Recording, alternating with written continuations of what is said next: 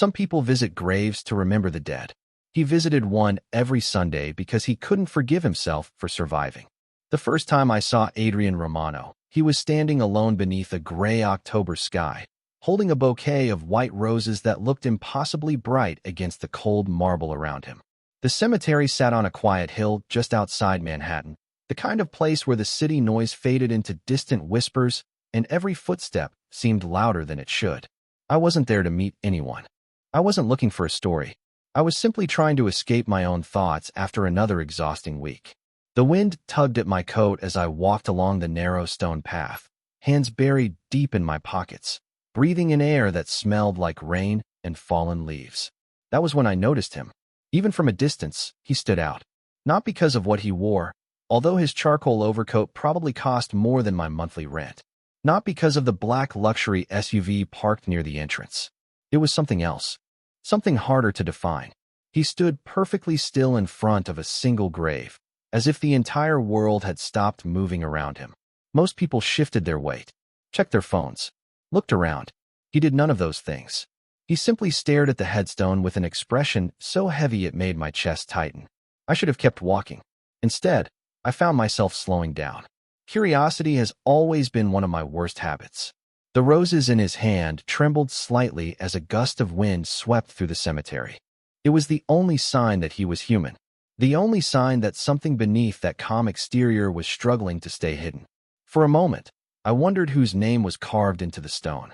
A wife, a sister, a mother, someone important enough to bring him back here every week. Someone important enough to leave a wound that never healed. Then he bent down and carefully placed the flowers against the polished marble.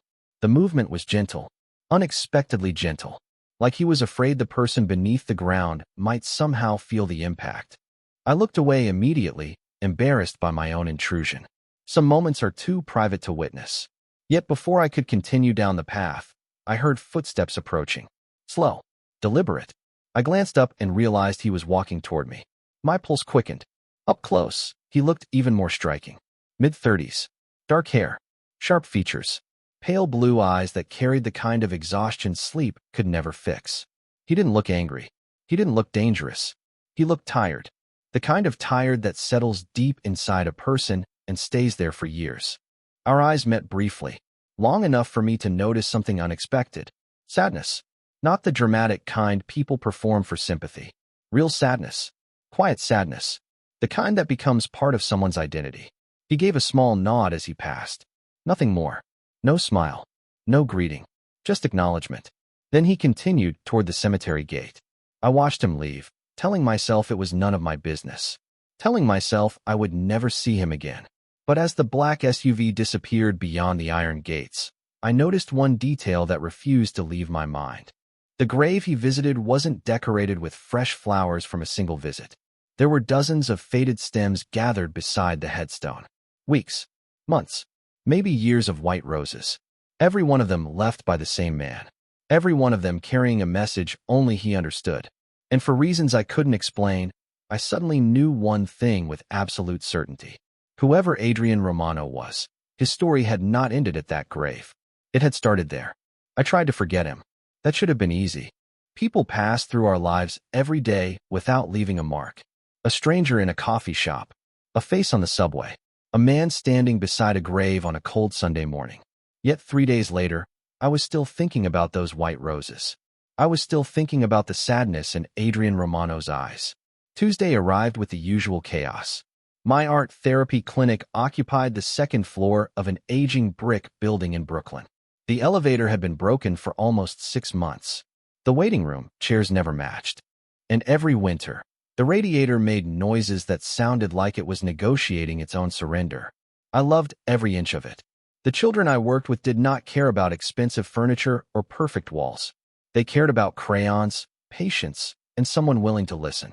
By 5 o'clock, I was exhausted. 2 sessions had run over time.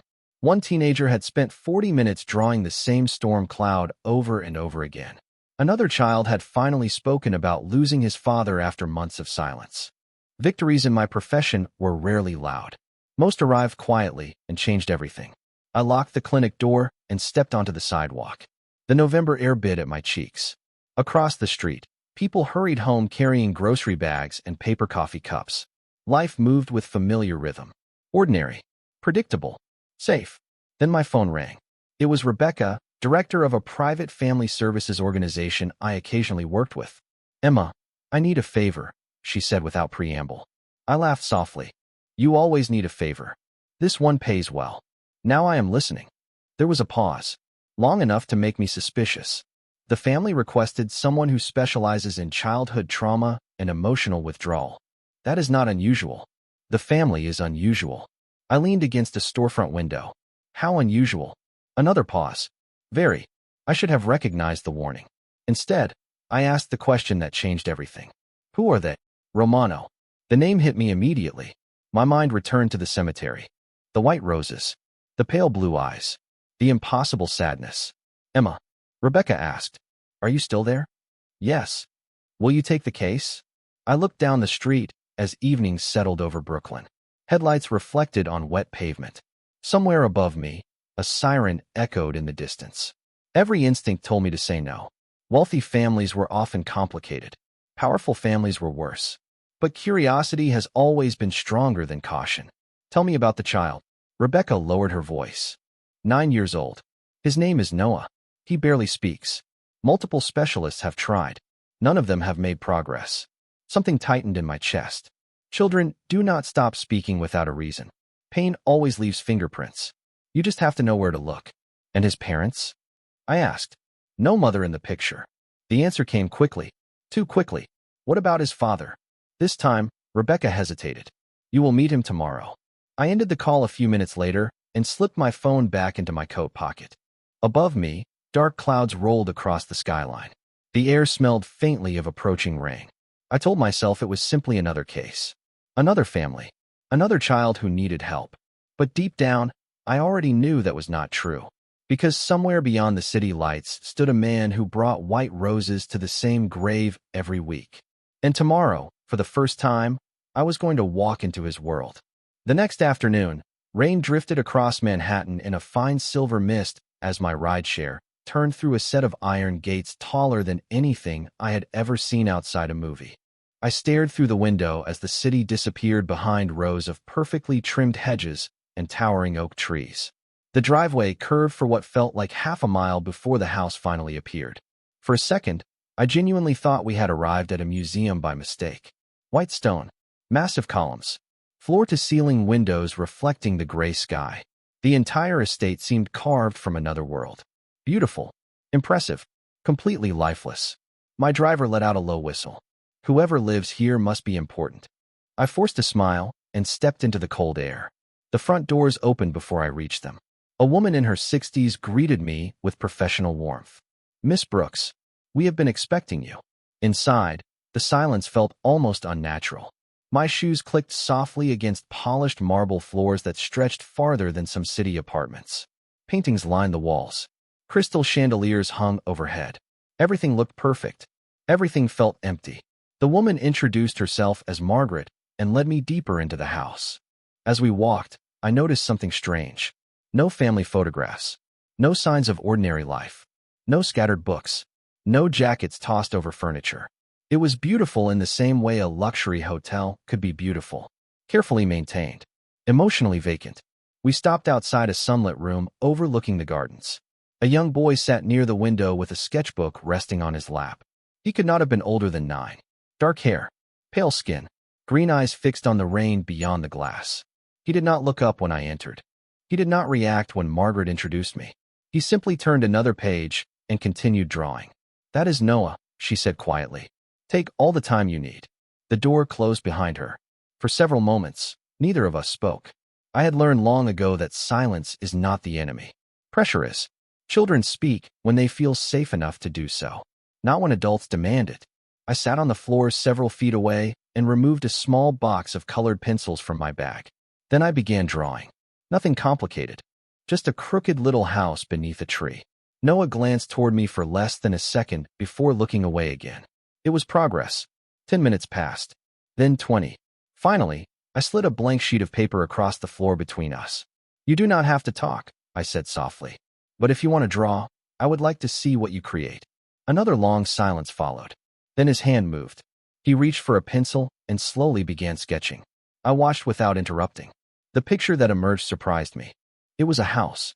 Large. Elegant. Surrounded by enormous walls. In the center stood a single small figure. Alone. Something tightened inside my chest. Before I could say anything, a shadow appeared in the doorway. I looked up and immediately recognized him. Adrian Romano stood there watching us. The same pale blue eyes. The same controlled expression. Yet somehow he seemed even more distant inside his own home than he had beside that grave. His gaze moved to Noah's drawing. Then to me. For several seconds, nobody spoke. Finally, I glanced around the enormous room and heard myself say the first honest thought that entered my mind. This house is beautiful. Adrian gave a slight nod. Thank you. I looked back at Noah's drawing before meeting Adrian's eyes again. It is also the loneliest place I have ever seen. The silence that followed felt heavy enough to stop time itself. The moment the words left my mouth, I wanted to take them back. Not because they were untrue. Because they were. The problem was that nobody had probably ever said something like that to Adrian Romano before. The room became so quiet I could hear rain tapping against the tall windows. Noah lowered his pencil and looked between us. Adrian remained completely still. His expression did not change. Yet something shifted behind those pale blue eyes. Something subtle. Something impossible to identify. For a few seconds, I was certain I had just ended my employment before it truly began. Then Adrian surprised me. Most people compliment the architecture, he said calmly. Most people are not children. His gaze moved briefly toward Noah's drawing. The lonely figure standing inside enormous walls. And what do children notice? He asked. How a place feels. I answered before I could stop myself. Not how expensive it is. Another silence followed. Somehow this one felt less tense. Adrian studied the drawing for a moment before giving a small nod. Continue your session. Then he turned and disappeared down the hallway. The door closed softly behind him. Noah looked toward the doorway for several seconds before returning to his sketchbook. For the next hour, we drew together. He never spoke, but his pictures told stories. Trees without leaves. Empty playgrounds. A lighthouse standing alone beside an ocean. Every image carried the same feeling. Isolation. When our session ended, Margaret returned to escort me downstairs. Evening shadows stretched across the marble floors. The house seemed even larger now. More silent. More distant. We reached the front entrance just as I was preparing to leave. Miss Brooks. I turned. Adrian stood near the base of the staircase. One hand rested lightly on the polished railing. Yes. Will Noah continue working with you? The question caught me off guard. Parents usually asked that. Guardians asked that. Powerful men who looked incapable of trusting anyone usually did not. That depends on Noah. Adrian glanced toward the second floor. And if he agrees, then I will be back. For the first time, I thought I saw the faintest hint of relief cross his face. It vanished almost instantly. Good. I expected the conversation to end there. Instead, he looked toward the windows where darkness had begun swallowing the gardens outside. Have you eaten dinner? The question surprised me enough that I laughed softly. That is an unusual question. I have been told I ask unusual questions. Then the answer is no. Adrian checked his watch. Neither have I. I should have declined. Every professional boundary in my brain reminded me that accepting dinner with a client was complicated. Yet something about his tone felt different. Not personal. Not inappropriate. Simply human. As though he had forgotten how ordinary conversations worked and was trying to remember. All right, I heard myself say. Dinner sounds fine. 20 minutes later, I found myself seated at a dining table long enough to host 20 guests. Only 2 places were set. Crystal glasses reflected the soft glow of candlelight. The room smelled faintly of rosemary and fresh bread. Outside, rain streaked the windows. Adrian sat across from me, looking strangely uncomfortable in his own home. It was not fear. It was unfamiliarity. Like a man who had spent years conducting business at this table and suddenly realized he had no idea how to simply share a meal. And for the first time since meeting him, I began to wonder whether loneliness had become so normal to Adrian Romano that he no longer recognized it when it was sitting directly across from him. The dinner should have felt awkward. 2 strangers sitting at opposite ends of a table large enough for a wedding reception rarely created comfortable conversation. Yet somehow the silence between us felt different from the silence that filled the rest of the house. This silence was not empty. It was cautious, curious, almost human. The soft glow of candlelight reflected across the marble surface while rain tapped gently against the windows. For a few minutes, neither of us spoke. Then Adrian surprised me again. "Noah drew with you today." I looked up from my plate. "He did. He has refused to draw with most people." There was no pride in his voice. No triumph. Only concern. The kind that comes from watching someone suffer and not knowing how to help. "He trusts you more than he trusts adults who try to force him to talk," I said. Adrian lowered his gaze briefly. "I have probably spent too much time trying to fix things, and not enough time listening." His expression tightened slightly. Something like that. Outside, thunder rolled faintly across the city. I studied him for a moment. The expensive suit, the controlled posture, the careful choice of every word.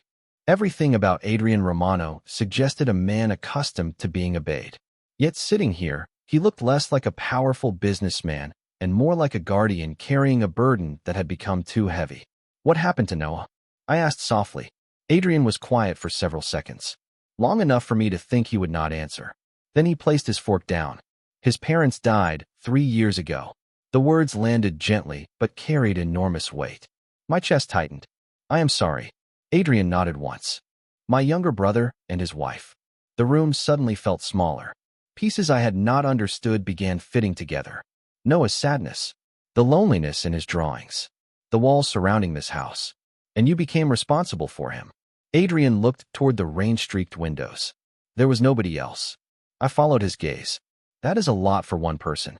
A faint smile appeared for less than a second. "You sound exactly like Margaret." "Margaret seems wise." That earned a quiet laugh. The sound startled both of us. It was brief, rough from lack of use, but real. Then his expression grew serious again. "Noah blames himself." I felt my heart sink. Children often do. Adrian nodded slowly. "He believes if he had done something differently, things would have changed." "And does anyone tell him otherwise?" "Every day." "Does he believe them?" Adrian did not answer. He did not need to. The silence told me everything. Later, as dinner came to an end, I excused myself to find the restroom. A house this size could easily swallow a person whole.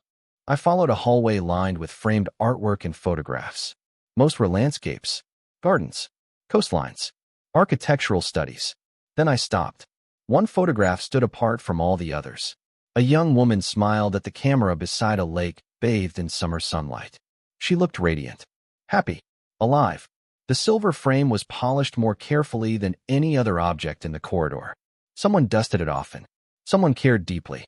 I stared at the image for several seconds before a familiar voice spoke behind me. Her name was Olivia. I turned. Adrian stood at the end of the hallway. His expression had changed completely. The guarded walls were back, higher than ever.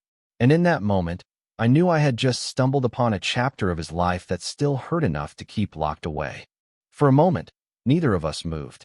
The hallway seemed quieter than the rest of the house, as if even the air understood this was a place built around memories. I looked back at the photograph. Olivia's smile carried the kind of warmth that made people feel welcome without saying a word. The kind of smile that lingered long after someone left a room. "She looks happy," I said carefully. Adrian's eyes remained fixed on the frame. She was. There was something different about his voice now. Softer, less guarded. Not because the pain was gone, because it had become too familiar to hide. I should have apologized for staring. I should have changed the subject. Instead, curiosity pulled me forward once again. Was she family? Adrian was silent long enough for me to regret asking. Then he answered, "No," just one word. Yet somehow it carried an entire history behind it. I nodded slowly. "Someone important." His gaze lowered briefly. "Very." The answer settled between us. Heavy. Final. I did not ask another question. Some wounds reveal themselves when they are ready, not when someone forces them open. A few minutes later, I said good night and left the estate. The drive back to Brooklyn felt unusually quiet. Rain drifted across the windshield while city lights blurred into streaks of gold and silver. Yet my thoughts remained trapped inside that hallway. Inside that photograph. Inside the expression on Adrian's face when he said her name. The following week passed quickly. Noah continued his sessions. Little by little, he began responding. Not with words. With drawings. With gestures. With small moments that would have seemed meaningless to anyone else. One afternoon, he handed me a sketch of a lighthouse standing beside rough water. Unlike his earlier drawings, the lighthouse was no longer empty. A small figure stood beside it. Another figure approached from the distance. It was the first drawing he had ever created that included more than one person. Progress. Real progress. As I packed my supplies at the end of that session, Noah tugged lightly on my sleeve. His green eyes lifted toward mine. Then he pointed toward the second floor. It was the first time he had ever initiated anything. Upstairs? I asked. He nodded. Curious, I followed him through a series of hallways until we reached a closed door at the far end of the corridor. Noah rested his hand against the handle but did not open it. Instead, he looked at me, then at the door, then back at me again. You want me to see what is inside? He nodded once. The door opened slowly. Dust-free. Perfectly maintained. Frozen in time. My breath caught. The room looked untouched. A vase of dried flowers rested on a dresser. Books remained neatly arranged on shelves. A cream-colored blanket lay folded at the foot of the bed. Sunlight filtered through sheer curtains, painting everything in soft gold. It felt less like a bedroom and more like a memory preserved behind glass. I stepped inside carefully. Every object seemed placed with intention. Every detail protected. On the nightstand sat the same silver-framed photograph. Olivia, smiling exactly as she had in the hallway. My chest tightened. This was her room. It had not changed. Not really. Not for years.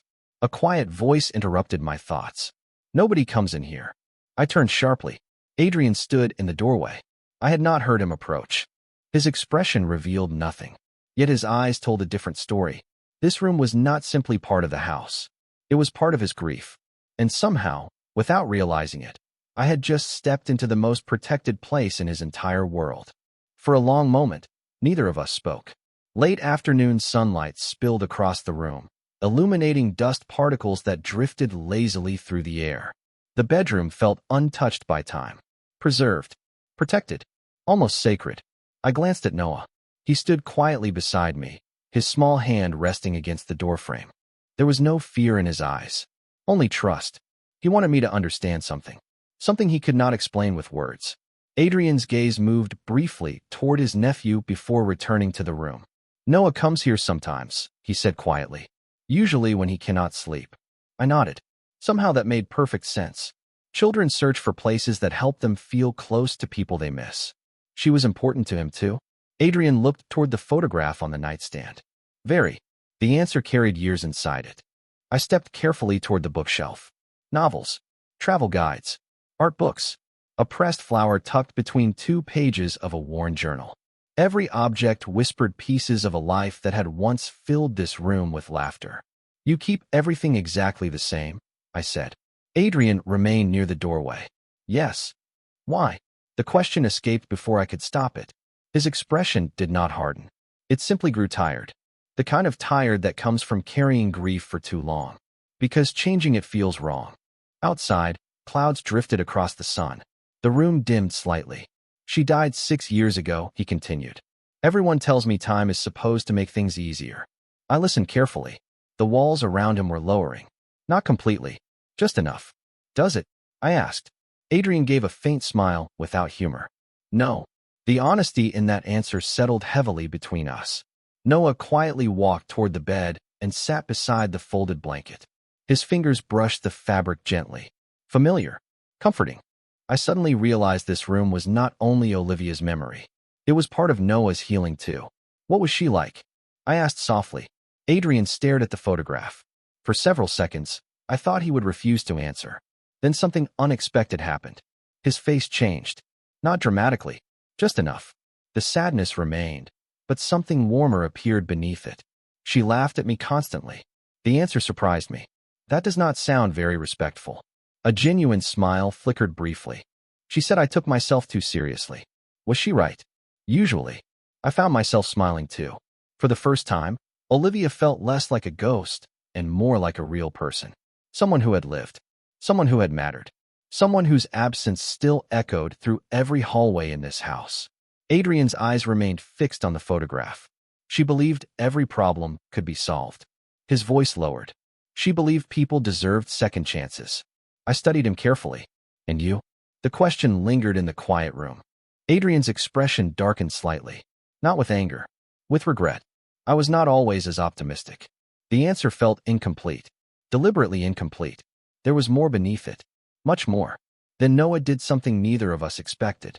He stood, walked across the room, and slipped his hand into mine. It was the first physical gesture of trust he had shown since I arrived at the estate. My heart tightened. Slowly, Noah looked toward Adrian. Then toward me. Then back toward Adrian again. The meaning was impossible to miss.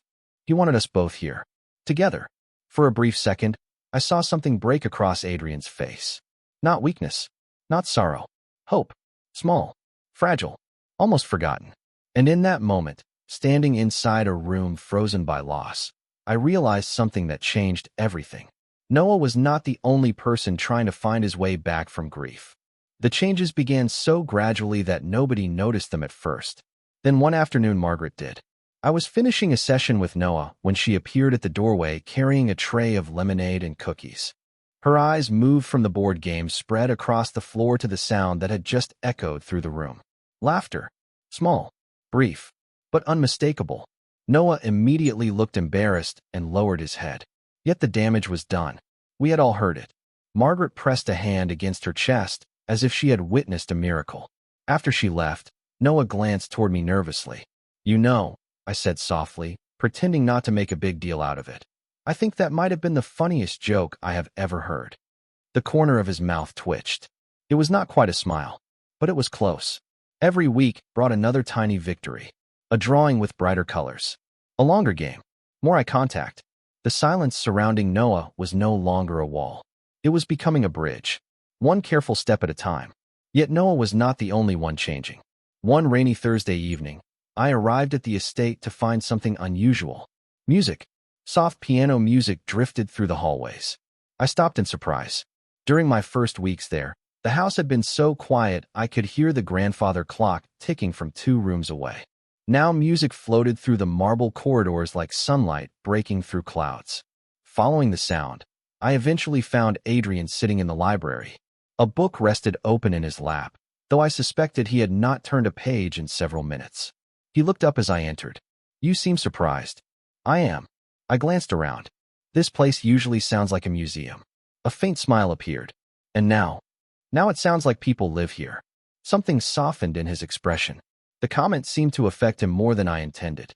Later that evening, Noah brought out a deck of cards and challenged me to a game. To my surprise, he pointed toward Adrian and then toward the empty chair beside us. Adrian looked genuinely caught off guard. "I think that was an invitation," I said. I understood the gesture. "Then you should sit down." For a second, I thought he might refuse. Instead, he rolled up his sleeves and joined us. What followed was perhaps the most unexpected hour of my entire career. Noah cheated shamelessly. I accused him of it repeatedly. Adrian attempted to remain serious and failed spectacularly. By the end of the game, all 3 of us were laughing. Real laughter. The kind that arrives unexpectedly and leaves behind warmth long after it fades. When the game ended, Noah gathered the cards and headed upstairs.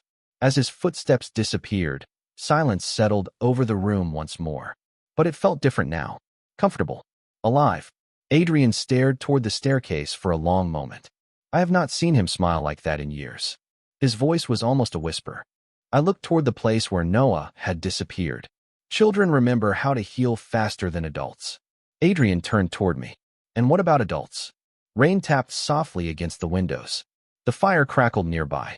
For a second, the question felt larger than either of us. Adults usually spend too much time convincing themselves they do not deserve it. Adrian held my gaze. Neither of us spoke. Yet something passed between us in that quiet moment. Not romance. Not yet. Something deeper. Recognition. 2 people standing at different places in life and realizing they both understood what it meant to carry loss. And for the first time since I met him beside that grave, Adrian Romano looked less like a man imprisoned by the past and more like someone beginning to imagine a future. The next few weeks felt different. Not dramatic. Not obvious. The kind of change people only notice after it has already happened. The estate no longer felt frozen in time. Fresh flowers appeared in the library. Music played more often. Some evenings, I would find Noah waiting by the front window before I arrived, sketchbook already in hand. Other times, I would discover Adrian sitting beside him during our sessions, pretending to read while quietly listening to every word. One afternoon, I arrived to find Noah standing in the garden. The air smelled of fresh rain and cut grass. Autumn leaves drifted across the stone pathways like pieces of gold. He sat beneath an old oak tree with colored pencils scattered around him. When he saw me, he immediately held up his newest drawing. I smiled. The walls were gone. The enormous house remained, but the barriers surrounding it had disappeared. There were people now, 3 figures standing together beneath sunlight. Something tightened in my chest. This is beautiful, Noah. He lowered the paper and looked toward the house. Following his gaze, I noticed Adrian watching from a second-floor balcony. The expression on his face stopped me. Pride, relief, gratitude. Emotions that had once seemed impossible for him to show openly now appeared more often than he realized. Later that evening, after Noah went upstairs, I found Adrian standing alone near the fireplace. Flames reflected softly across the glass in front of him. He is changing, I said. Adrian nodded. He is. You are too. A faint smile touched his lips. Margaret says the same thing. Margaret is usually right. He laughed quietly. The sound had become more familiar lately. Less rare. More natural. For a moment, neither of us spoke. The fire crackled softly between us. Then Adrian's phone vibrated. The shift in his expression was immediate. Subtle, but unmistakable. The warmth disappeared. His shoulders stiffened. The distance returned.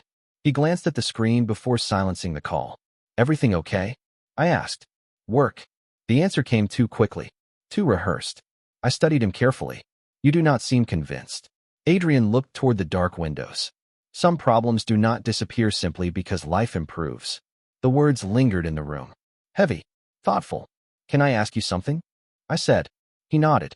What is it that you actually do? For the first time, uncertainty crossed his face. Not fear. Hesitation. Like a man deciding how much truth another person could handle. I manage investments. Real estate. Private holdings. The answer sounded technically correct and completely incomplete. I smiled slightly. That is the most carefully edited explanation I have ever heard. To my surprise, Adrian smiled back. Then his expression softened. Emma. My name sounded different in his voice. Quieter. More personal. Some parts of my world are complicated. Before I could respond, headlights swept across the front driveway outside. Adrian turned toward the window instantly. The warmth vanished from his face again. Whatever had arrived, it clearly belonged to the side of his life he never discussed. A few seconds later, a member of the household staff appeared in the doorway. Sir, they are here. Adrian closed his eyes briefly before looking back at me. There was regret in his expression now. Regret and something else.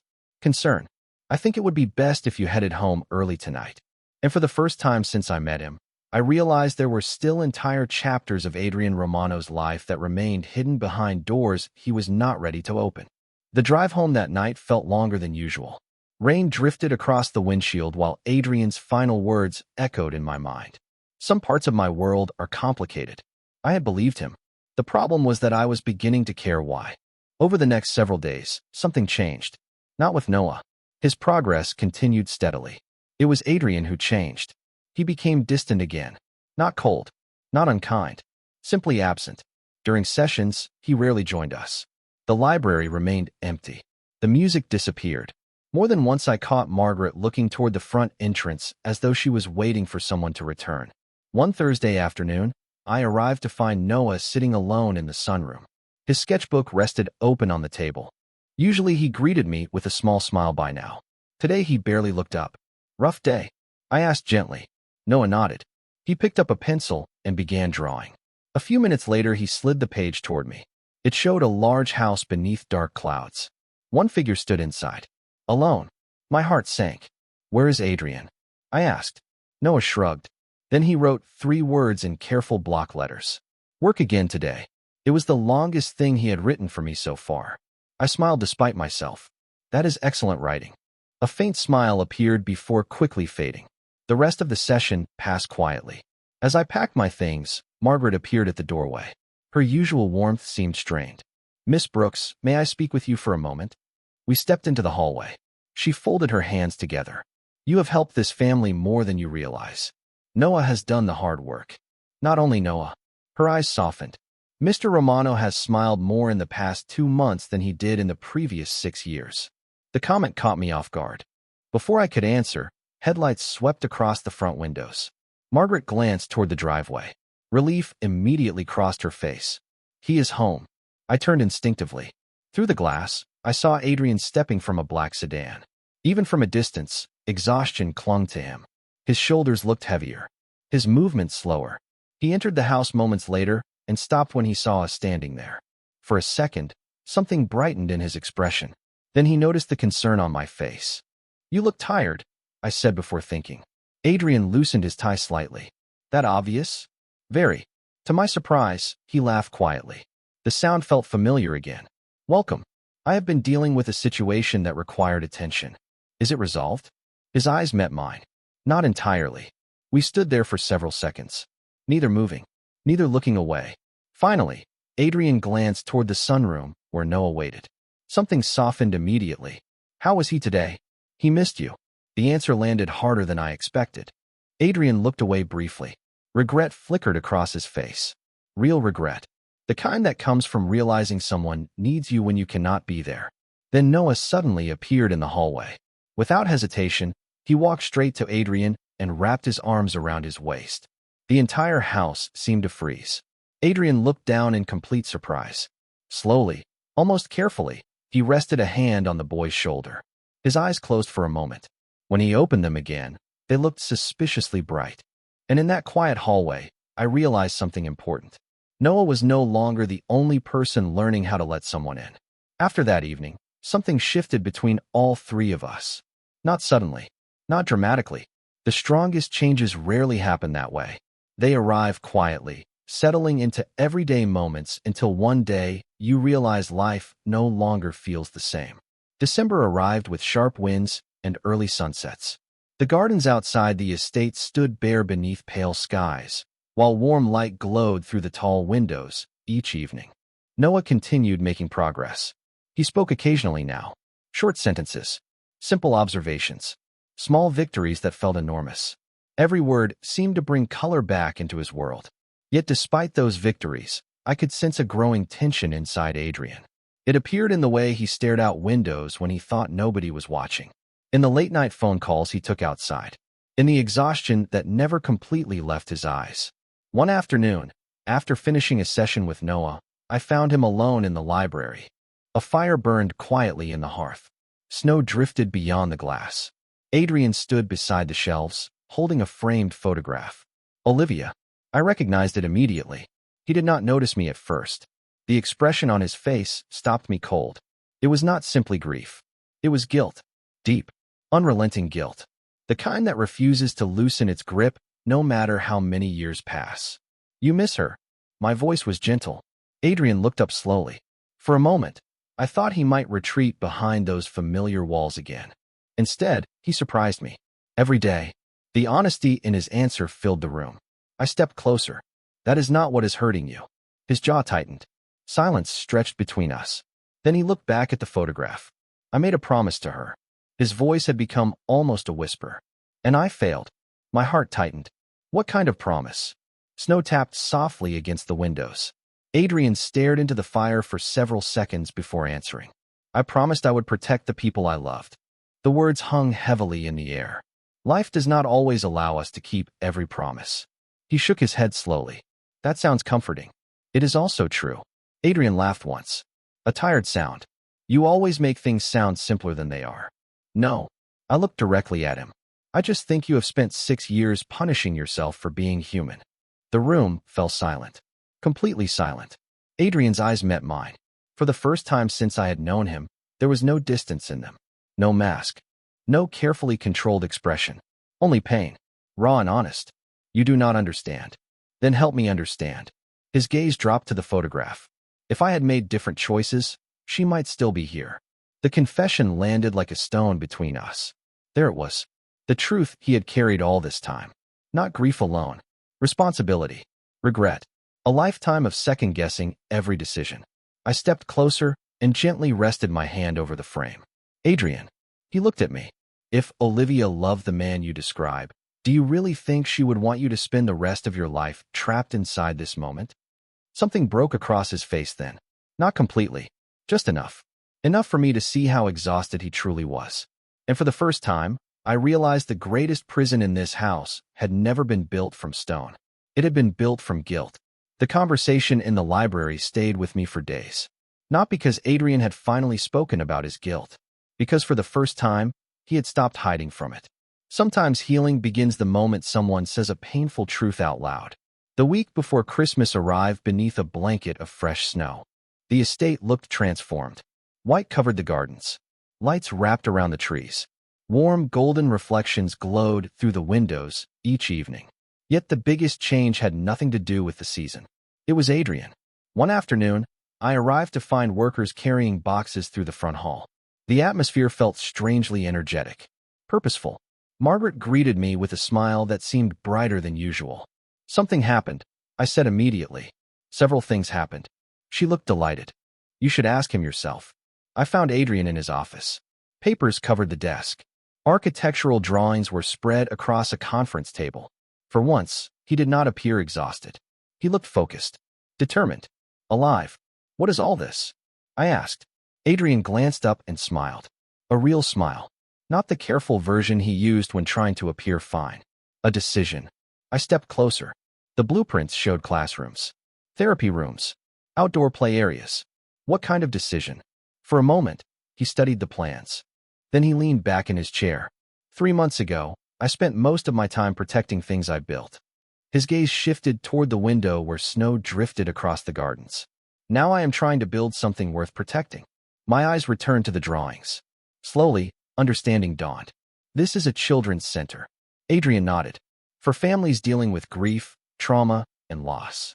My heart nearly stopped. You are serious? Completely. He stood and walked toward the plans. Olivia spent years volunteering with programs like these. His voice softened. She believed help should not depend on someone's income. I looked at him carefully. This is because of her. Adrian shook his head. Partly. Then his eyes met mine. And partly because I finally realized grief does not honor the people we love. What we do afterward does. The words settled over me like sunlight after a storm. For years he had been living inside memories. Now he was creating something for the future. Later that afternoon, Noah joined us in the office. Adrian showed him the drawings. At first, the boy studied them quietly. Then he pointed toward a blank corner of the page. Art room, he said. The words were soft, but unmistakable. Adrian froze. I froze. Noah looked between us with complete innocence. He had spoken without hesitation, without fear. A full sentence. A suggestion. A dream. Adrian slowly crouched beside him. Emotion filled his eyes so quickly it almost took my breath away. An art room, he repeated. Noah nodded. For kids. The silence that followed felt sacred. Not because Noah had spoken, because hope had. And as snow continued falling outside the windows, I realized the future was no longer something Adrian Romano feared. It was finally becoming something he wanted. Spring arrived 6 months later. The snow was gone. The gardens had returned to life. Sunlight spilled across pathways that once felt empty, and laughter drifted through open windows that had spent years holding nothing but silence. The center opened on a bright Saturday morning. Families filled the building from the moment the doors unlocked. Children carried paintbrushes and sketchbooks. Parents sat together drinking coffee, while volunteers welcomed them inside. The art room stood at the heart of everything. Noah's idea. Noah's dream. A small plaque beside the entrance reads simply, "Every child deserves a place to be heard." I watched children run through the hallways and felt something settle peacefully inside my chest. The project had become more than a building. It had become proof that pain could create purpose when someone was brave enough to stop running from it. Across the room, Noah sat at a table surrounded by younger children. He was explaining a drawing technique with complete confidence. Every now and then I still caught myself remembering the boy who communicated only through sketches. That boy was still part of him, but he was no longer trapped there. Neither was Adrian. I spotted him near the entrance speaking with several families. He looked different now, not younger, lighter. The exhaustion that had once lived permanently behind his eyes had faded. The grief remained. Some losses never disappear completely, but it no longer controlled him. It no longer decided who he would become. When he noticed me watching, he smiled and walked over. The art room is full. I glanced through the glass wall. I noticed. Apparently Noah has become very popular. He earned it. Adrian followed my gaze. Pride softened his expression. Yes, he did. For a moment, we simply stood together watching the room. The sunlight reflected across the floor. Children's voices echoed through the center. Life. Everywhere. Real life. You know, Adrian said quietly. There was a time when I thought this house would always feel empty. I looked toward him. And now, his eyes moved across the center. The families. The volunteers. The children. Then they returned to me. Now I understand something Olivia tried to teach me years ago. I smiled softly. What is that? He took a slow breath. Love is not something you lock away to protect. The answer carried the weight of every year he had spent learning it. Every mistake. Every loss. Every second chance. My eyes drifted toward the windows where spring sunlight painted everything gold. The old estate still stood beyond the gardens. The same marble walls. The same stone. The same foundations. Yet somehow it had become an entirely different place. Because the walls had never been the problem. The loneliness behind them had been. Adrian reached into his pocket and handed me a folded piece of paper. Confused, I opened it. Inside was a simple sketch. 3 figures standing together beneath a large tree. One tall, one small, one holding a sketchbook. In the corner, written in careful handwriting, were 2 words. Our family. I looked up. Noah stood across the room pretending not to watch us. Adrian laughed softly. I think that was meant for both of us. Emotion tightened my throat. Across the years, across the grief, across every wall built from fear and regret, something beautiful had finally taken root. And as sunlight filled the center and children's laughter echoed through the halls, I realized the greatest miracle was never that broken hearts healed. It was that they found the courage to open again.